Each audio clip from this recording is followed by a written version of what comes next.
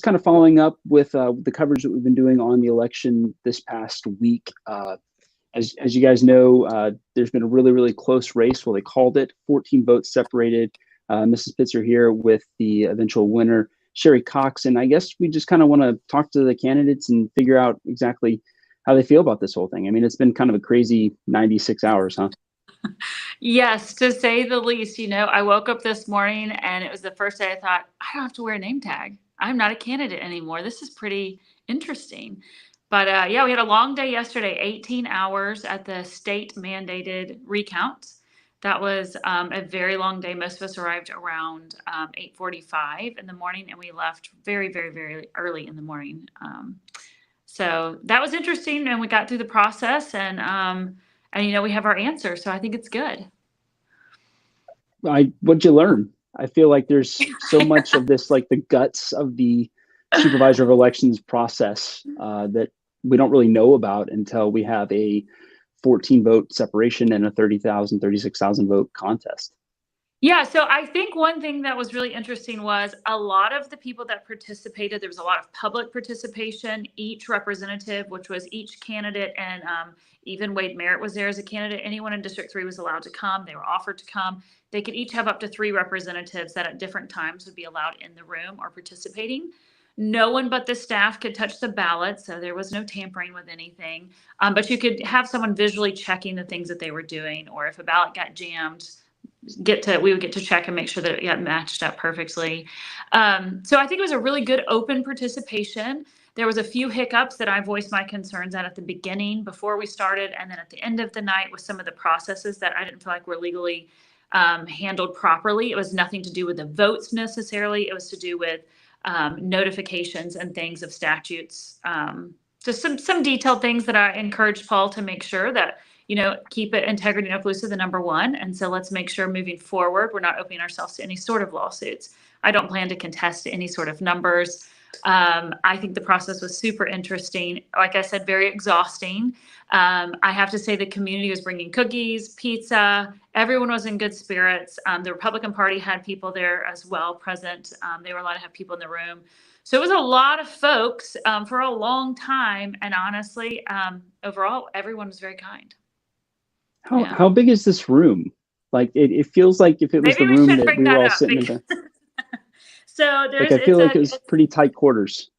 It was tight quarters. So have you ever watched what's that guy, Mr. Beast? My kids used to watch him all the time. He do these challenges, the YouTuber, where they lock you in a room for so many hours. It kind of started feeling like that after a while. But you could rotate in and out people, switch lurkers out, or people that were your representation coming in and out.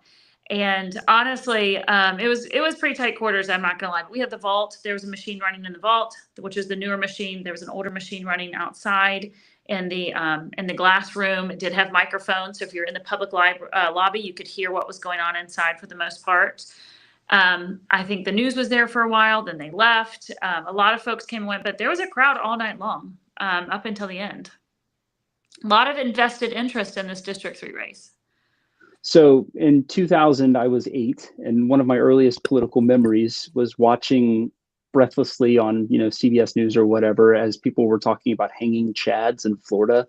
Did we have a reoccurrence of hanging chads? No, there's definitely room for human error, I will say, but I don't think there was anything that felt out of place. The machines didn't read a few things.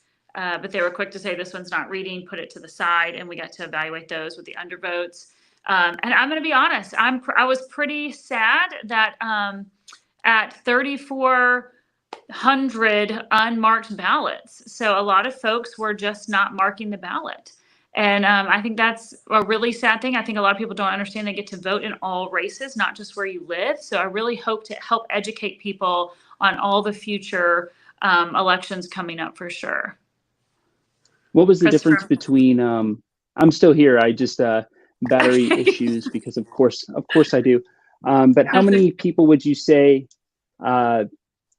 didn't vote for all of the county commission spots, right? So if you had 3,400, there were 3,400 empty ballots.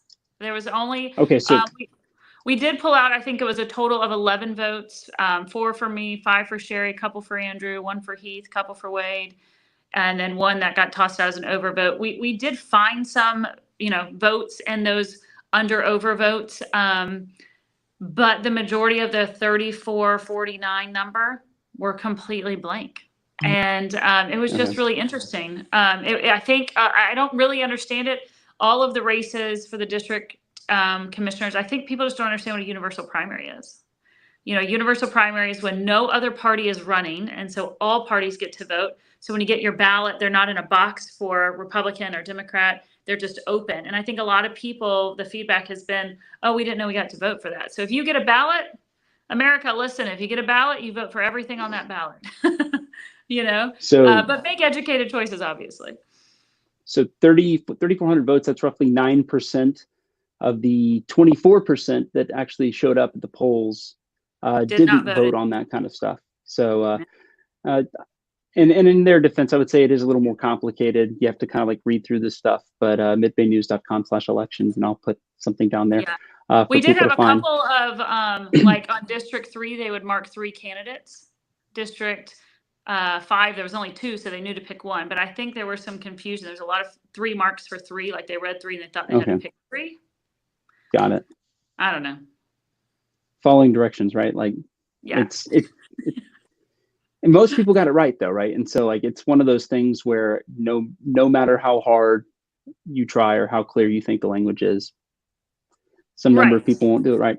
Yeah, but I think that's a learning curve. And, I think overall, if you look at the way our race boiled down, there were 3 of us who were really close.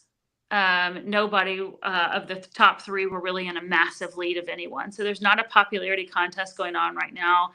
And so I just hope that District 3 can really come together, unite for the purposes and the things that we need to be doing in District 3 and not allow this election to continue to divide us.